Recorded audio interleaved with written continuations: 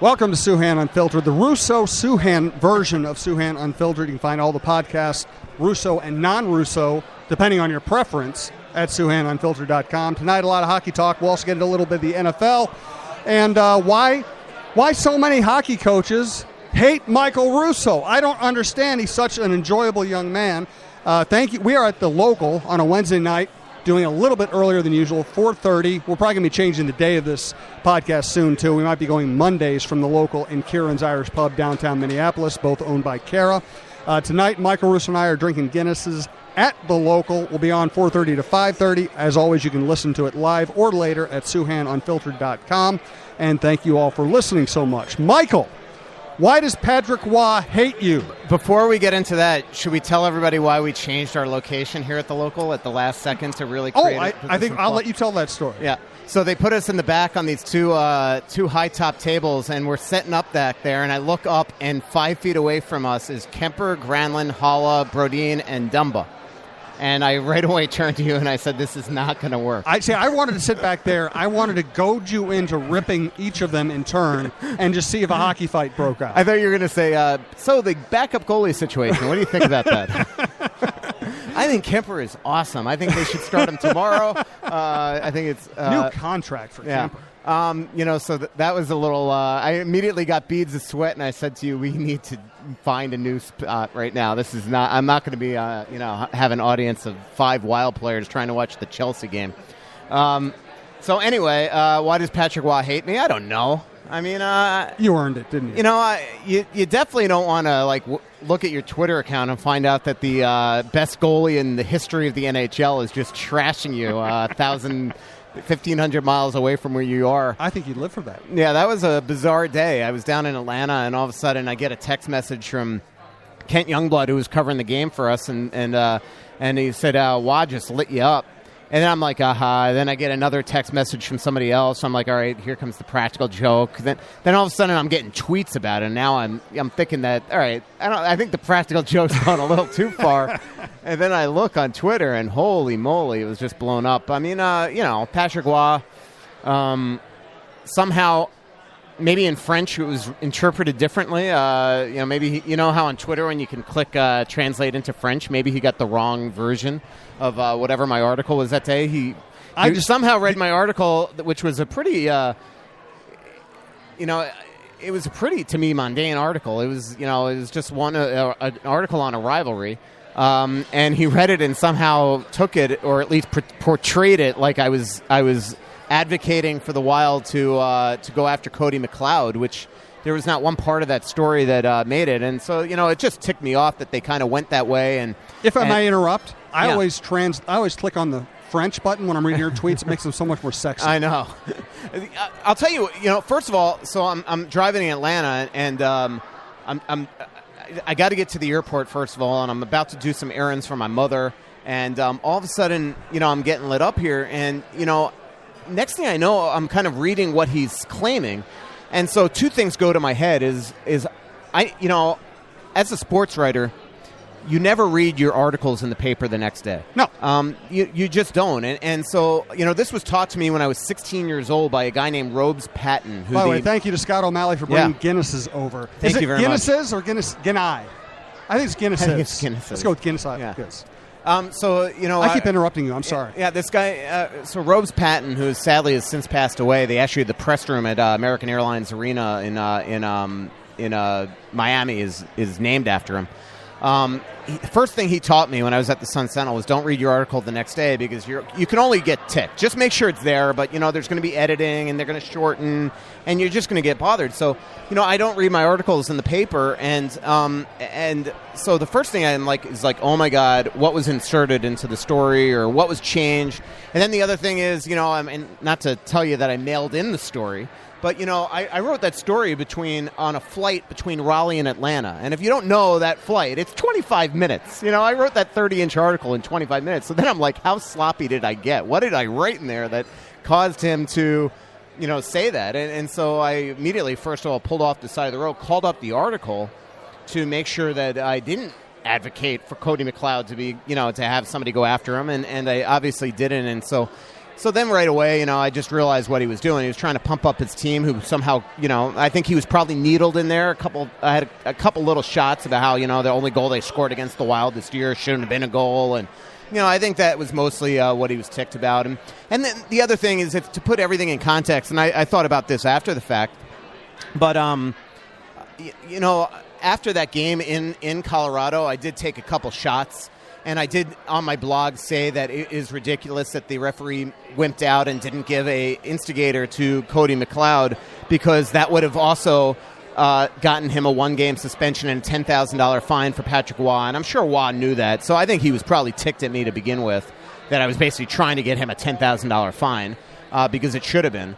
And then also, I think that, after a week and his player having $3,500 taken out of his pocket, I think he was just protecting him, and he used it to pump up his team. The two things that bothered me about it, Jim, was one is if that is what he did in his pregame speech to pump up his team. A lot of those players in that room, I know, I got to walk in that room 5-6 times a season. I don't want to have them thinking that I would ever advocate for any player to go and try to hurt somebody else. And the other thing that bothered me is, and I've said this many times on the radio since, is, Eric Johnson's tweets after. Former Gopher, somebody I'm very cordial with, comes out and says that Patrick Waugh can say whatever he wants because he's won 4 cups and, a Jack Adams and a couple Vesnas and blah, blah, blah, blah, blah. I just think it was, that was pretty wrong, too. I've had this happen to me a few times. Probably not a great, one of the great players in history attacking me right before a game. Yeah. But I remember, I was covering Xavier playing the Gophers one day, and nobody was really giving the Gophers. This is the NCAA tournament a few years ago with Tubby, probably one of Tubby's last tournament games. And I just said, okay, yeah, I know Xavier's good, but you're a Big Ten university.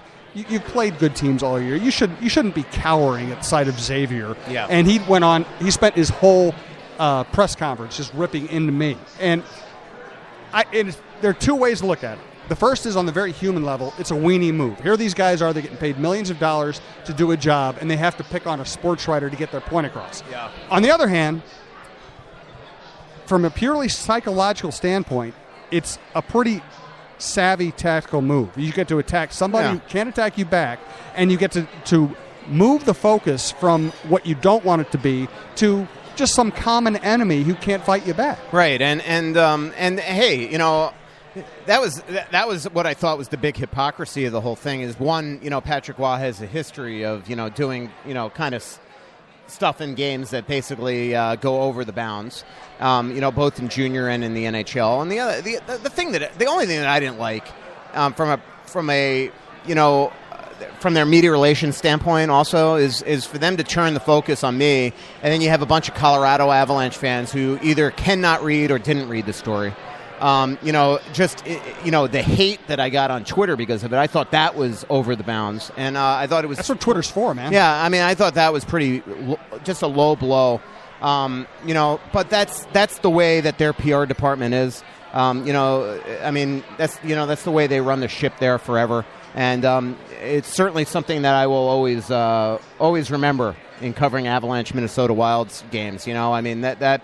I think from a media relations standpoint, those guys, I just thought it was, such a immature and also, frankly, reckless thing to do, to have to, sit there and put me in a position where basically you're going out publicly saying that I didn't write anything, going out and saying something that I wrote when that thousands of people that are on your own allegiance are not going to read what I write and then come after me.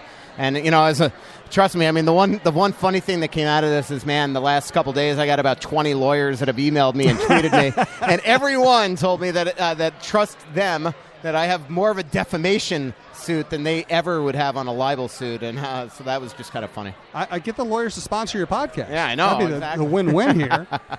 Yeah. That's one thing I don't. There are a lot of things I like about the NHL and like about hockey. One thing I don't like is the nature of the sport is if you're getting your butt kicked, you do something beyond the rules to get some kind of petulant revenge. Yeah. You send your fourth liners out there to punch a good player. You attack a sports writer. It's like, there's no graceful losing in hockey. Yep. And that is one thing I don't like about the game. I have the video on my phone, by the way. I mean, Patrick Waugh went over to Cody McLeod before that shift 8 seconds later and tapped him on the shoulder 3 times hard and sent him on the ice. You usually call the center's line. He went right over down the bench. I mean, I have the video on my phone. Goes down the bench to send Cody on the ice. Now, I'm not saying he said, go attack Granlund. I don't think he did that. But, Cody McLeod knows what he's being sent out there to do.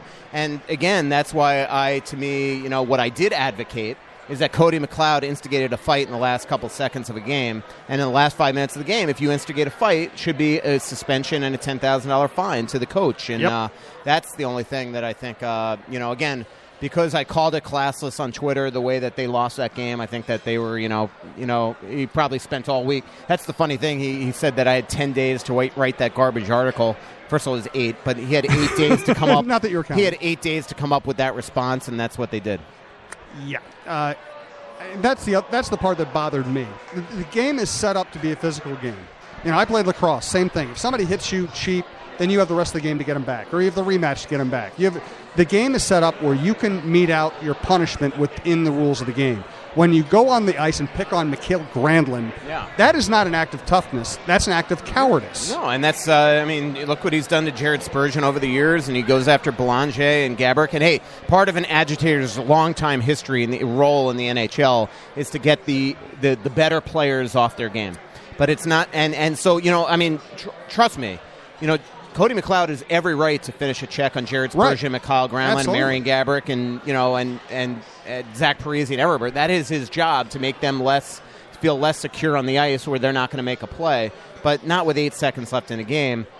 And so I just think it was, them setting the tone for the next game. And again, the only thing, again, and I've learned this since, is the only thing that bothered me from a media relations standpoint is that I know that for a fact that Jean Martineau, who actually went down to Mike Yo's presser and told the Wild PR people, hey, if you want to let your media know, our coach is going to talk here in 10 minutes, to send them down there.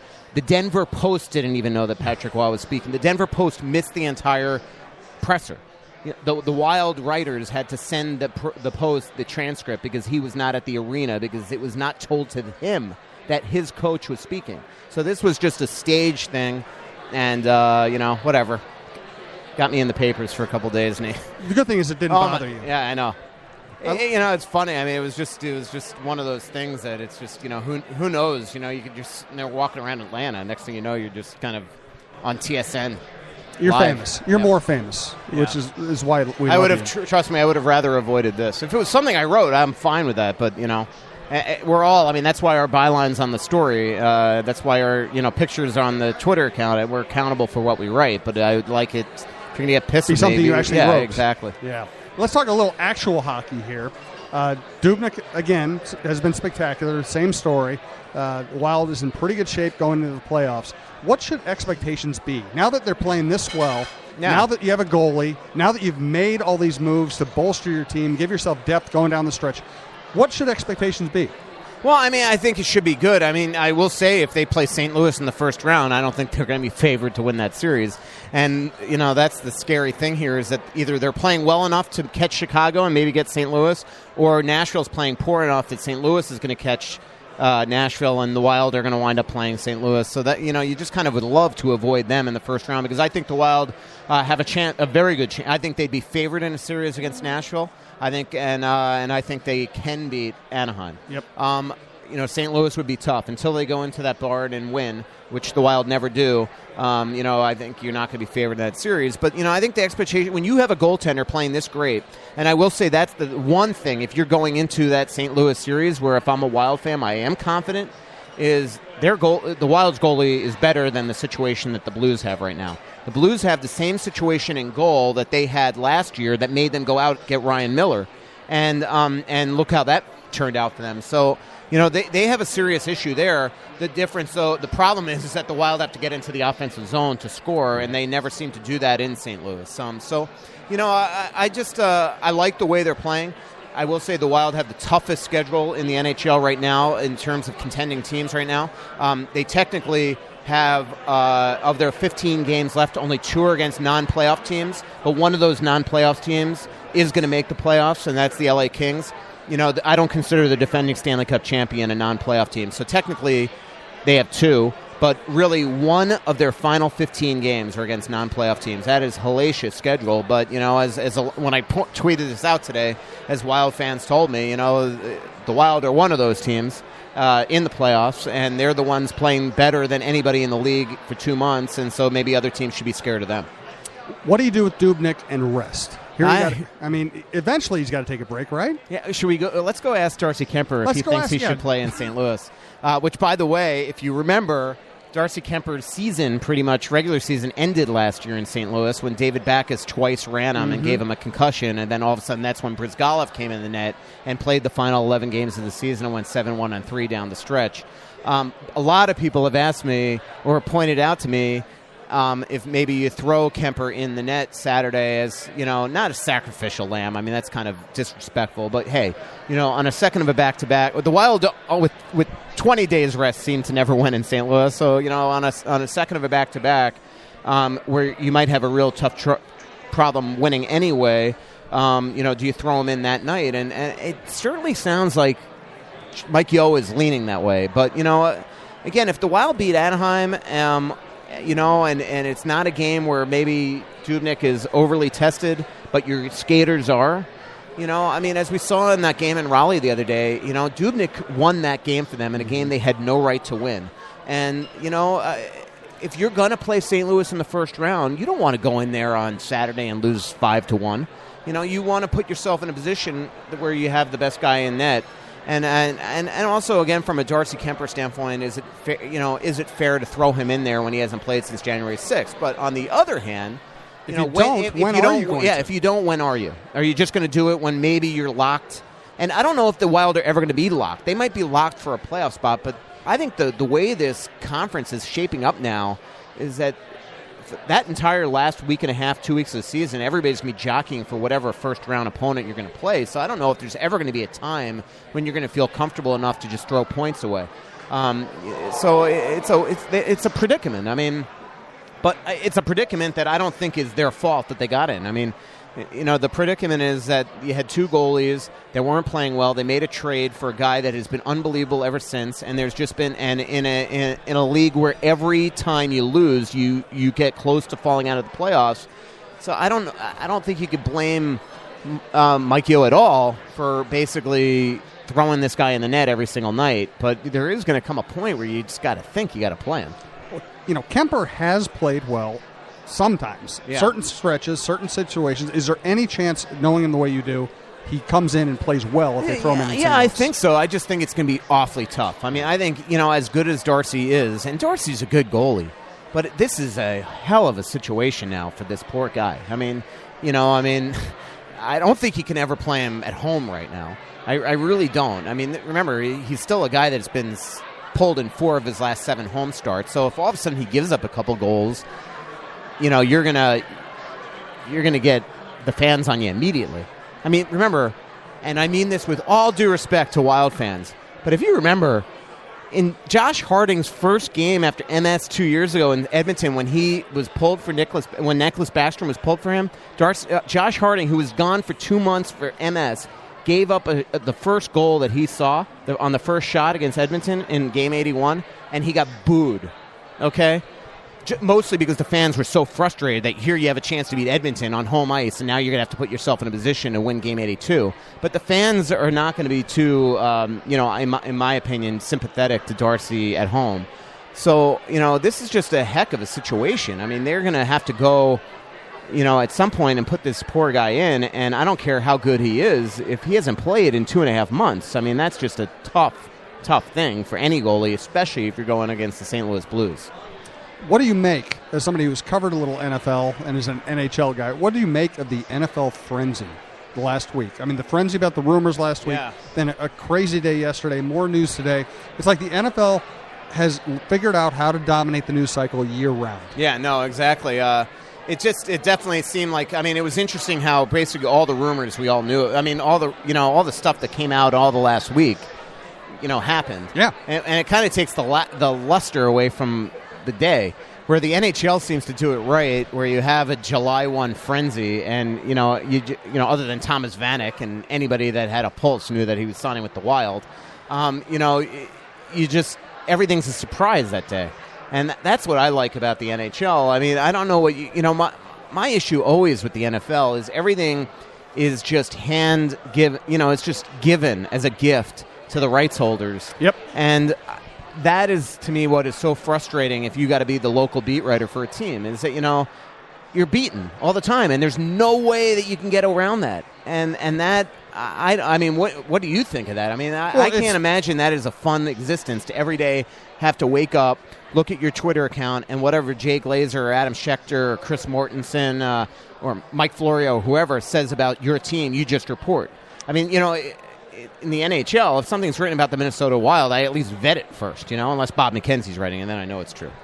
Well, what's good for journalism is usually bad for business. Let's put it that way. And so the NFL, it's a really smarmy thing they do.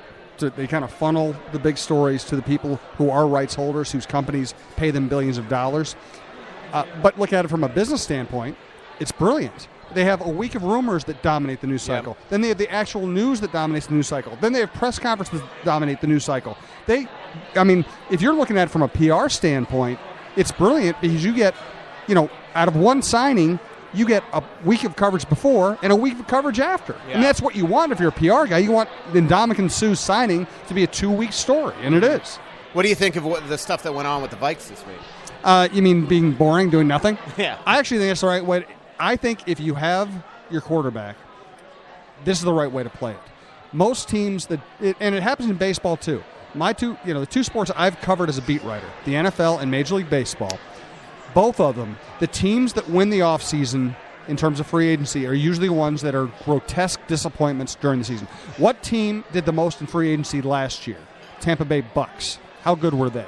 Okay, it's amazing how, usually free agent signings in both baseball and football, and especially in football, you're overpaying for an older player. How often does that work out?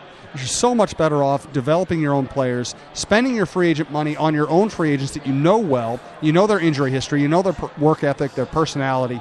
When you go out on the open market, you are, by definition, overpaying for that player. Yeah. And how often do overpaid players end up performing well enough to bring you a championship? What's the latest with Adrian Peterson? Well, nobody really knows. He went to New York. We don't know whether he went to New York to tell him, okay, you've kissed my butt enough, let's make this work, or whether he went to New York to say, I'm not going to play for you. This is my ultimatum. I want to tell you all face-to-face, move me.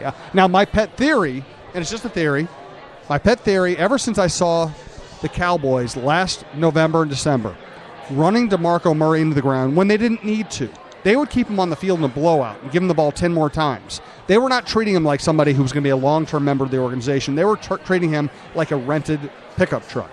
You might as well put the dents on it because it's not yours. As soon as I saw that, knowing Peterson's situation, I thought, okay, last summer Peterson called Jerry Jones. Adrian Peterson's from Tyler, Texas, which is prime Cowboys country, a few hours east of Dallas. Jerry Jones is the rare owner who will overpay a big name. He's a rare owner who cares more about entertainment value than actual winning. DeMarco Murray is worn out. Running backs who get the kind of workload he had last year do not perform well the next year. Peterson is coming off a year where he had to play one game. He's as fresh as he's been since he was a teenager.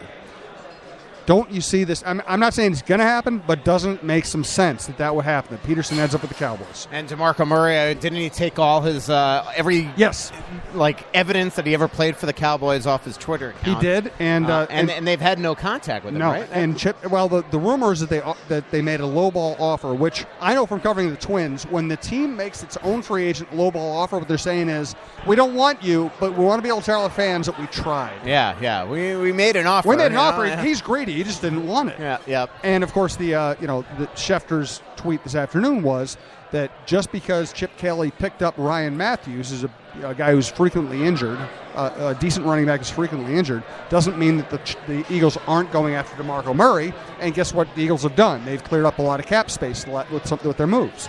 Yeah. So I still, even though nobody else is saying it or writing it, I've just felt like Peterson to the Cowboys is always a possibility. Yeah. I mean, it definitely. I've thought that's where he's going all along. I could be still shocked if he ever plays here again. I mean, it just doesn't seem likely after everything that went on last year. And here's the problem with it. Peterson beats the crap out of a little kid, right? The Vikings, except for one rumored executive stand by him, right? It's the commissioner who places him on the commissioner's exempt list. And Peterson is treating the Vikings like they did him wrong. Right. Instead of saying, you know what, maybe I screwed up here. Yeah. Well, that's not a shock. No, it's not a shock. Yeah. Still bothers me. Yeah, no, I absolutely. Plus that column that you wrote about him, I thought that probably put the nail in the coffin with the Vikings. I think it's all your fault. I think it is all my fault. Patrick Waugh thinks it's your fault. I'm used to things being my fault. Yeah. I asked people to tweet questions to you, and I'm going to go ahead and let's do this part of the show. The Twitter questions for Russo. Let's see. The first tweet is it's a Patrick R in Denver saying, and he just tweeted in to say, "I really enjoyed the podcast. You're right on and everything." I think that's a pretty good one here. You don't have to respond to that. Okay, our guy Eyes on Vandy. If all 17 forwards are healthy to start round one, who is the fourth line and who's the first guy out? All 17 forwards, meaning Cook. I guess so. Yeah. Man, that's a great question. I mean, it is. So we know that right away Zucker, Cook, and Carter are in. So that takes 3 guys out. I'd say Bergenheim's probably... Well, the problem with Bergenheim is, remember, his playoff pedigree. You kind of want him in. So let's just hold him in for a second. I would say Hall is out, which is, again, just amazing when you think about the playoff that he had last year. My guess is Haula, Brodziak, and Fontaine are out. And Cook... I mean, I think Zucker goes to the second line with... Let's just, again, where this is so... premature because we know somebody's going to be hurt. This isn't the way it works. But first of all, I want to see if Cook can get back. All right, because he had major, surgery, and I still think it's, he hasn't really. He's been on the ice, but I think he's probably far. But I would say that Zucker goes to that second line with Koivu and Stewart. That means Nino goes to the third line with Vanek and Coyle. So that fourth line, suddenly you need a center, don't you? Yeah, I think you would like to have a center.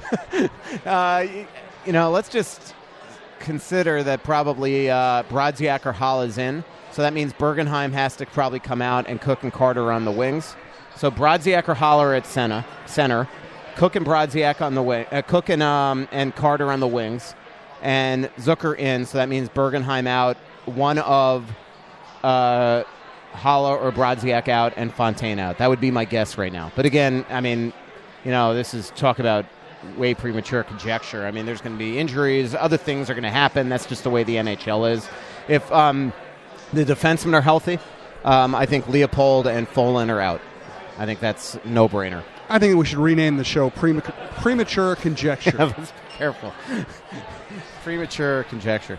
Be PC. You just came back from Florida. Before you ask the next question, what your first couple of weeks being in a clubhouse run by Paul Molitor? What's your impressions? Well, I thought Gardy's act got stale. I don't think it was his fault that the franchise started losing. I don't think it was his fault that they were bad in 2011, 2012. I do think it was somewhat his responsibility. They just didn't start getting better last year. They scored enough runs that if they had played sharper in the field and had run the bases better, they could have gotten to 75, 76, 78 wins. They didn't. I thought people tuned Gardy out. I thought he started doing what I've seen other people do when they are mired in a losing situation. They manage so they won't get blamed instead of managing to do what is best for the organization. Molitor is... And I hate to say what I've said 8 million times before, but I don't know how else to phrase it. He's one of the 2 or 3 smartest people I've ever met in baseball. He sees things. He knows how to teach. He's spent so much time working with minor leaguers the last handful of years that he has developed a great patience for mistakes, for developing players. He commands respect. So the combination of having Molitor running a very no-nonsense camp and bringing back 3 of my favorite guys of all time, Torrey Hunter, Eddie Guardado, and Doug Mientkiewicz, to inject some life into what has been a very dull, boring, let me sit in my locker and read my phone and see if Souhan's ripping me on Twitter kind of clubhouse. It's transformed the place. And I do think that will translate into all on-field performance in this way. Mahler is a great base running coach. I think the base running gets better immediately. Mahler's not going to put up with some of the mistakes he's seen in the field. I think the fielding gets better. some of the younger players are getting ready to contribute or have started contributing. So I think the arrow starts pointing up there. They already scored enough runs last year, even with Maurer being hurt a lot, not contributing.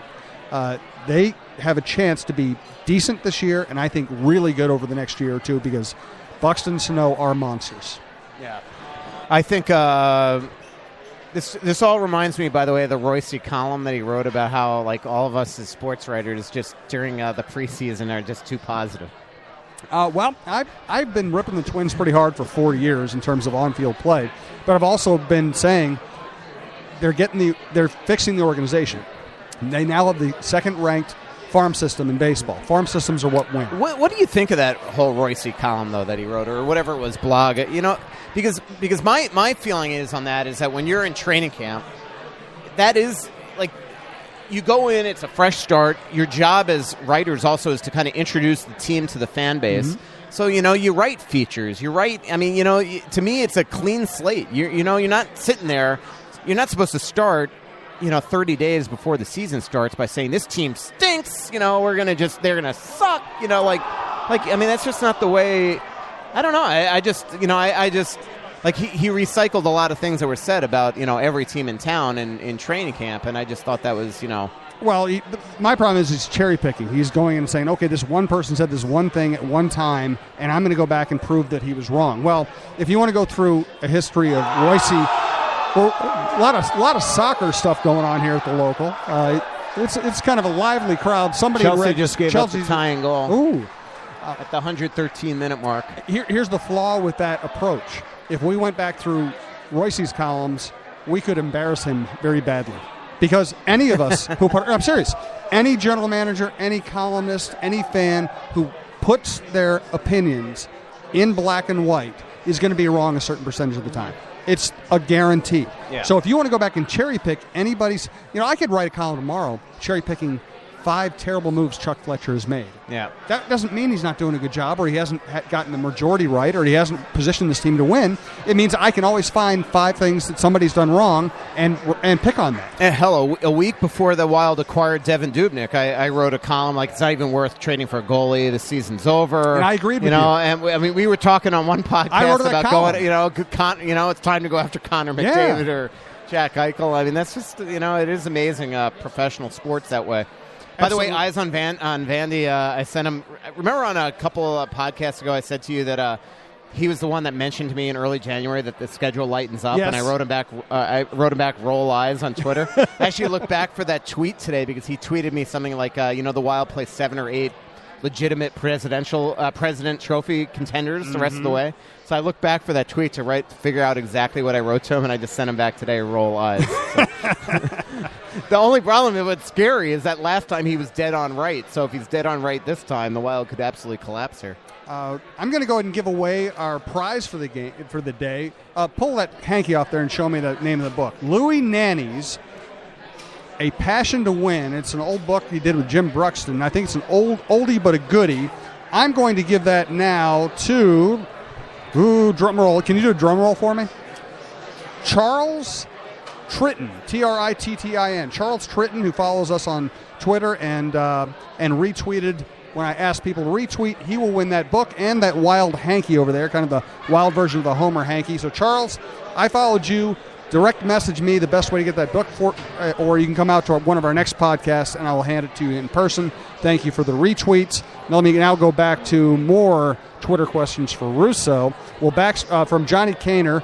Will Backstrom ever play in a Wild sweater again? I think not. I mean, although, since they're putting him in as a backup, there's always that chance that you pull Dubnyk and there's that chance he gets in, I guess. But, I think that would be a major, major, major risk. I mean, again, there's nobody will ever admit to it, but there is just so little doubt that they buy him out this summer. I mean, I think it's a guarantee, and so you put him in a position where he gets hurt, and now you're screwed.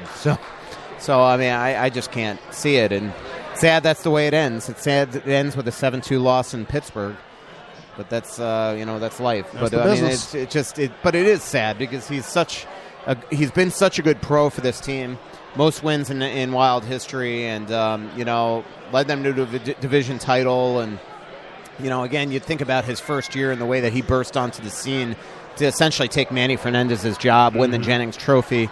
A couple years later, Vezina contender, finished runner-up, in fact, I believe. So, it's just that's the way, unfortunately, it's going to end here for him. Minnesota Sports Nut asks, any chance the Wild signs Dubnyk long-term, and how much will he cost? I think we've already answered the first part of that many times, but how much will he cost? I don't know. A couple weeks ago I would have said to you that you want to just try to sign him to a 2-year deal and not go too crazy, but if you do that, you probably have to give him more money. If you sign him to a 3-year deal, maybe you give a lower term. I wouldn't go too nuts yet on term. To me, I would want to see, do it again type thing. So, somebody asked me on Twitter today, on a scale of 1 to 10, how worried should the Wild fan base be that they're not going to re-sign him? That hasn't even occurred to me that it's not even a possibility, because Devan Dubnyk is already one of the brightest people I've ever met, and I'm telling you, he's not dumb enough to leave this situation. This team is so good structure-wise. This is a guy that just bounced around the league, 4 teams in a year. He just was in Edmonton, so he knows bad defense. Are you really going to go chase money when the Wild are undoubtedly going to make him a fair offer? I just think it's one of those things where fans shouldn't be worried. Chuck Fletcher should not talk to him now, because you don't want to get that in his head. Let him continue to play at his $800,000 salary, which is just amazing. I threw that in the paper today just to kind of reiterate to readers, this is what your starting goalie makes right now. $800,000. Think of the amount of Wild players that make more than him, and he's been absolutely the savior of this team. So, but I just don't think it's at all a concern. My guess is that when the season ends, a couple of weeks go by, and boom, we're going to have a press release that they signed him to a 2 or 3 year contract. I wouldn't go too crazy, though. I would, in terms of term. Even if you have to pay more money now on a short-term deal, I think you do that, because I still think that you want to see it. But also from the opposite point of view, if you're Chuck Fletcher and you really do believe in this guy, and I think there's a lot of reasons to believe in him, when you're 28 years old, that's the peak year for a goalie, peak years. I don't think you have to be too scared that, 1, he's too old, but 2, that he's, going to melt down on you, physically, the way that Backstrom has. Very rarely do we end up criticizing contracts for amount of money. Usually we end up criticizing contracts for length of term. Yep, absolutely. That's where it gets you in trouble, where the guy falls off or gets hurt, and you're on the hook for the next 3 years. It ruins your salary cap. Yep. Look at everybody from Bouchard to, look at the 6-year deal that Backstrom had. Yeah. Now it's 4 years. Twitter question from Bald Sports Writer sitting to your right. Do you think Chuck overdid it?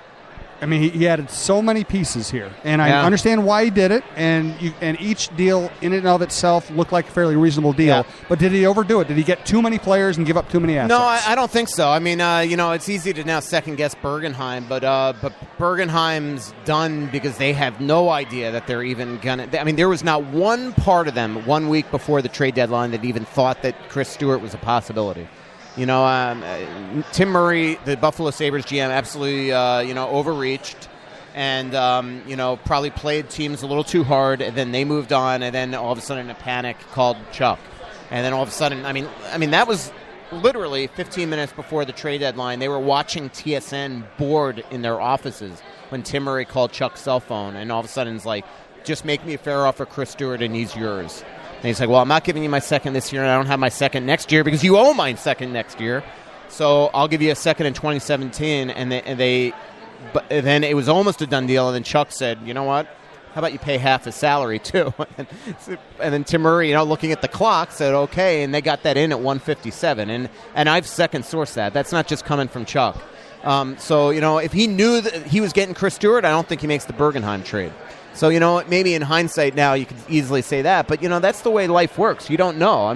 So they had to get a defenseman. I don't think he overdid it, at all. Ben, do you have a question for Mike? Throw something at him. My question was going to be a doctor's appointment update on Zucker, if you had it yet. He had his doctor's appointment, but we don't have any sort of update.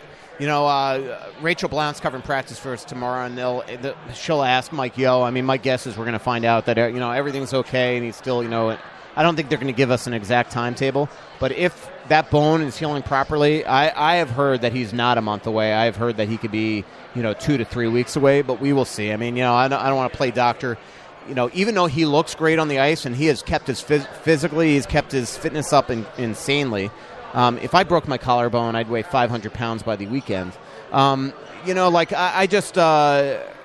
It's going to be completely up to can he, is that bone mechanically able to or structurally able to take the contact that you're going to need to play? And that is when the doctor is going to, so the doctor might say, hey, look, this is a 3-month timetable. Let's x-ray again in 2 to 3 weeks. But, I think it's pretty accelerated right now. I know that Zucker feels great. He badly wants to get back in the lineup. And, man, when he does that it'll just add such a speed element to this team. It'll be quite the coup. I mean, that would be an unbelievable, quote-unquote, acquisition. What kind of award do you get for having the best fifth line in hockey? Not a lot. But I'll tell you what, if you sustain injuries in the playoffs or poor play, that's huge. I mean, you just think of, you think of the times last year in the playoffs when Justin Fontaine came in and added some big elements in that, Danny Heatley was a scratch at times in the playoffs last year and all of a sudden came in and set up the winning goal in overtime. I mean, it's great to have depth in the playoffs, especially if the Wild can go, 2-3 rounds or beyond. I mean, you can't have too many players. Remember Tyler Graovac will eventually be up here too. The Bickle and Blum. I mean, all of a sudden, you're looking at a team with a lot of pieces that Mike Yeo is going to have to choose from.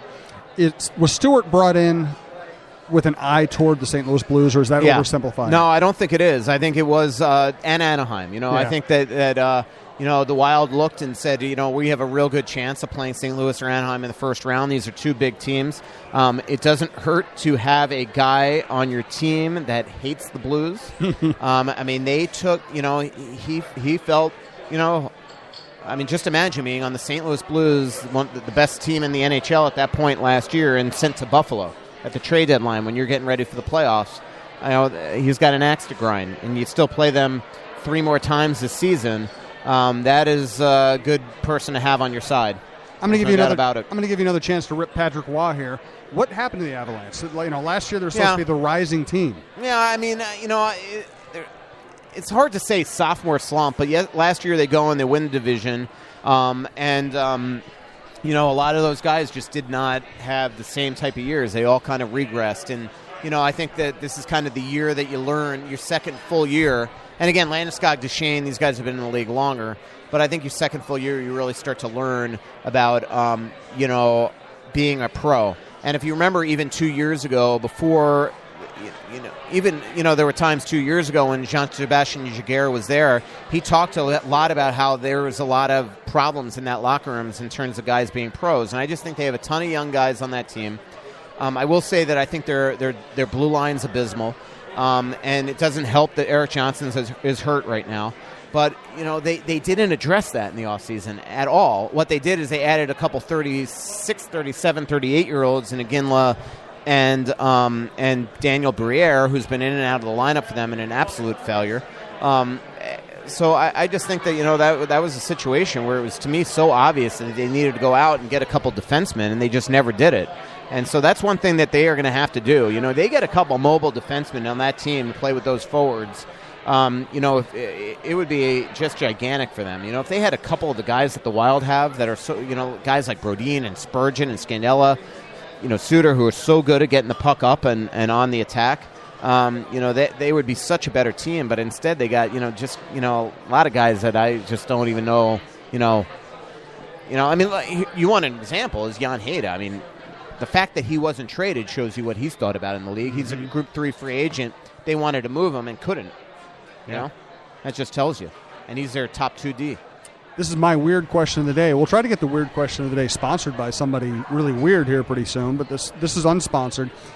Could it end up being beneficial to the Wild that they had all their illnesses and all their problems in December, and it's such a long season. It's such a grind. Every time a player plays, he puts himself at risk of some injury or wear and tear. Could it be beneficial to them that they almost all got some kind of a sick leave earlier in the season to rest their legs? Yeah, I mean, they certainly seem much more. They're playing with energy now, and whether that has to do with it or not. Hopefully they just got, from a Wild fan perspective, they just got their illnesses out of the way. I mean, it's been a bizarre year, and you do kind of have to wonder if the Wild didn't go through that turmoil early in the season.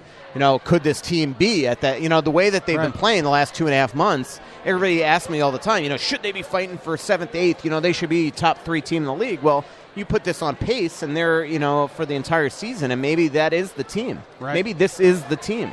And they could have been a top 2-3 team in this conference. So, whatever the reason is, Mike Yeo said the other day, and it is true that the one good thing that they're scheduled down the stretch is that they're going to have to be playing great hockey going into the playoffs if they're going to make it, and that could only bode well going in. Absolutely. Okay, what's your coffee story of the week, Michael? Coffee story of the week? I have enjoyed. I've had a few Delta flights lately. I have enjoyed drinking Starbucks on the plane. And yes, that is an absolute blatant pitch to get Starbucks to sponsor the show. It should. I don't really know if I have a... You haven't spilled... Come on, you've spilled coffee or had spilled coffee spilled on you sometime. I do have a Starbucks coffee. Of course you do. I do. So I was in the Dunwoody Starbucks the other day, and I guzzled my coffee at the place so I can get my free refill, which of course is what you're supposed to do. By the way, that's how Warren Buffett got rich. By the way, yeah, that was his strategy. To interrupt my story, which I always do, is that when you gave me a cup of Starbucks when we started walking here today, and I almost said to you, I'm like, this doesn't count as my Starbucks on the way to the local, right? I mean, it's your warm up. Yeah. So I guzzled my coffee at the Starbucks, and so they're doing, for some reason, they were out of Pike Place, so they did a pour over, and the place got packed, right? So I'm looking at the pour over, and it's just stopped, and it's sitting 5 feet from me, and I can't get anybody's attention at the pour over and to get my drink, and I'm looking at it, and I'm starting to my brother, he's got his son outside, he wants to walk back because we also had to get somewhere, I can't remember. And he's calling me on my phone, where are you? And finally, I just decided I'm going to go get the pour over myself. So I took 3 feet behind their counter and went to grab the pour over. And the guy at the register saw me with the corner of his eye and just snapped at me. Just like, sir, you are not to come back here. And I'm like, I'm sorry. And then I look, and I'm like halfway there, and I just grabbed the coffee and ran out of there. You know who else behaves like that? Thieves? Meth addicts. Yeah, that's true. Cocaine fiends. Yeah. I mean, the guy was right, but, I had a way to really... Does Hazelden have a wing for coffee addicts? Yeah. It was just such a long wait for that just refill. And you're trembling as you tell the story. No, not that you're addicted or anything. I was embarrassed. I mean, I know I shouldn't be behind their counter. I wasn't anywhere near the cash register. But, the thing was just sitting there for like 3 minutes. Would have been even better if the guy had yelled at you in Patrick Waugh's voice. Yeah, he was mad, man. I went in there the next day with sunglasses on and a baseball cap. He was still there. But you went. Oh, yeah. You went disguised, but you went. I also went, I've told this story before. It's the biggest Starbucks, thing that you need to know is that you get a star per transaction, not per purchase. Right? So, if you buy 4 coffees and you give them your Starbucks card, you get 1 star. And 12 stars is a free drink. But if you do 4 transactions, that's 4 stars. So you're a third away to a free drink. So every time that I'm buying, and I am the most generous person to go to Starbucks with. I pull out the card and I'll buy 10 coffees, right? And but I am the guy that will hold up the line and tell them separate transactions because I know the scam. Because if you buy 10 drinks and 10 different swipes, that's 10 stars and it's 10 twelfths toward your next drink. So the second day that I went in there, I did have a grocery list of purchases to make, and the same guy that yelled at me the day before, who I don't think recognized me because of my clever Oakleys and my baseball cap, he was a little annoyed at the separate transactions. And I just said to him, I'm like, why don't you call Starbucks headquarters and tell them that this makes your day much harder, The first step is admitting you have a problem. I did. Somebody asked me today. I took a picture on Twitter because I had lunch at Astor Cafe.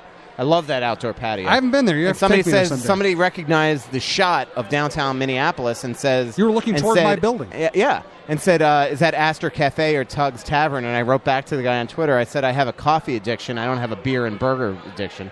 I have all three actually. Yeah. I just don't talk about them as much. We're drinking Guinness right now. We are drinking Guinness. We are at the Local. Thanks to the Local for having us as always. I think on Monday night at 5 o'clock, we're going to be at Kieran's as part of my constant weekly flip-flopping between the Local and Kieran's, the two Cara Irish pubs. Quincy Lewis, the former Gophers basketball player, will be joining me to break down the NCAA tournament and the NBA as things heat up there. All right, give me some broadcast news, as I call it. Give me a TV show or give me something in the world of media that you've been paying attention to lately. I got a good one for you too. Okay, go. You go first. Then. Okay, I watched Pearl Jam 20 on my flight home. Wow, Paul Fletcher would love you. Yeah, the documentary. God, good Lord. Documentary about Pearl Jam's first 20 years, taking it from the beginning, how they met Eddie Vedder. Fascinating story. These are all guys, these grunge guys who are hanging out in Seattle, which is a very friendly music scene where most of the others are competitive, and they're always like flip-flopping people in their bands. And they lost their very charismatic singer. He died of a drug overdose. And they ended up, a mutual friend hooked them up with Eddie Vedder. Eddie Vedder sends them a tape of his voice, and they're like, oh my God, this guy's perfect. They bring him from San Diego to Seattle, and like 2 years later, they're on the cover of Rolling Stone. But it's just great behind-the-scenes footage, great concert footage. Eddie Vedder jumping off light standards into crowds of people, almost killing himself. It's really good stuff. Yeah, I don't have I mean, when I tell you that I don't watch TV or anything, I am kidding. Like, I'm not joking. Like, I am constantly music, like working. It can be movies. I would say the one thing, like, I mean, it could be a TSN show. Whatever. I mean, I've told you before, I'm a CNN junkie, and all. The one thing I wanted to watch was Miles O'Brien. The aviation expert for CNN. I didn't know this a year ago, lost his arm, and they had a documentary yesterday during the Wild game, and I wanted to watch it, but I got home too late. I will say the one documentary I have watched a lot lately, we've talked about the Foo Fighters documentary that was on HBO, but the one documentary I've watched twice in the last couple months that was awesome is on Palladia, the REM by MTV documentary. Ooh. That kind of takes you through their entire career and Bill Berry getting brain cancer and or tumor and everything and quitting the band. I'll have to watch that one. It is, it is really neat. I mean, and I'm a huge REM fan, or I used to be at least. Not so much their recent stuff, but definitely throughout the 80s and 90s, I was a big REM fan. That's probably the one thing, but when I'm on airplanes, I am constantly writing or working. And when I'm home, I'm usually, watching CNN or at the laptop, even just very rarely even watching a hockey game. I just kind of, I don't know, too absorbed with hockey. So I've tried to, this year especially, I've tried to consciously not just watch hockey every second. Well, here's my other one. I tend to watch serial TV because then I can watch them on planes. I can watch them in hotel rooms if there's nothing else that I want to see on TV or whatever. It's kind of my travel mechanism. And I finished Deadwood, and I am so disappointed they didn't go to the next series. It was all set up for this. It was beautifully set up for a great last season, and they couldn't afford to pay all. They had so many great actors, they couldn't afford to pay all the actors. And I'm so disappointed. I wish they would go back now. I mean, Timothy Oliphant, who was a key member, one of the protagonists in Deadwood, is now doing Justified, which is now my favorite show on TV. And I just hope when he's done with Justified, this is the last season of Justified, he'll go back and finish off Deadwood because it's great. Yeah, I haven't seen either of those or heard of Justified. Justified's on the FS network. Uh-huh. And it is an Elmore Leonard's like one of my top 3 or 4 authors of all time, just great crime novelist. You'd love it because a lot of his stuff is based in the Miami area, and he just nails the Florida ethos very well. But he kind of writes his best characters. Michael Russo getting a phone call, that's a shock. His best characters are like these guys who should have been born in the 1860s and been gunfighters, but unfortunately they were born today, and they have to find a way to be gunslingers in the modern era. And Justified is about a guy named Raylan Givens who's just like that. It's great TV. Great TV. Yeah. Somebody told me, and I liked the first 2 seasons of House of Cards. Somebody told me that season 3 was terrible. I've heard the same thing. Yeah. Stacey and I are about to start watching season 3, and I have not heard good things about it. Have you seen any of it, Ben? Okay, yeah. No. First two seasons were great, except for the awkward three-way that was completely unnecessary. Completely, and it did not advance the storyline at all. I guess it advanced the storyline in that those two will do anything to get ahead, but I think there were other ways of demonstrating that. I think we already knew that. Yeah. By the way, last time we did our show here, I was going to moderate that Red Army documentary. Yes, how that turned out? It was awesome. But I did want to say I got an email from Gabe Polsky, who's the director, today, and I wish I had it actually up here. I could look it up quickly. Go ahead. But there's a bunch of starting later this month, there's a bunch of theaters here in Minneapolis that will have Red Army. I think it starts March 27th. March 27th, AMC Southdale in Edina. There's a place in Duluth at Marcus Duluth 10, Oakdale, Waite Park, Rochester, East Grand Forks, Fargo, Eau Claire, Wisconsin. So if you want to see that documentary, which I highly recommend, go see it. And while your head was down, all the Wild players that are here to watch Chelsea just walked out. Did they? And only 2 of them flipped you off, which I thought was a pretty good percentage for a beat writer. Yep. They're actually good guys. Yeah, they are. And that's one cool thing about the NHL is the players tend to be very down-to-earth people. Yep. Cool. Well, I think we have another podcast that's about to come up next year, right? We got about 3-4 minutes to finish off here. Again, we're at the Local tonight. Thank you to the Local for hosting tonight. We are drinking Guinness, by the way. Not that I would mention that for any particular reason, but we are drinking Guinness.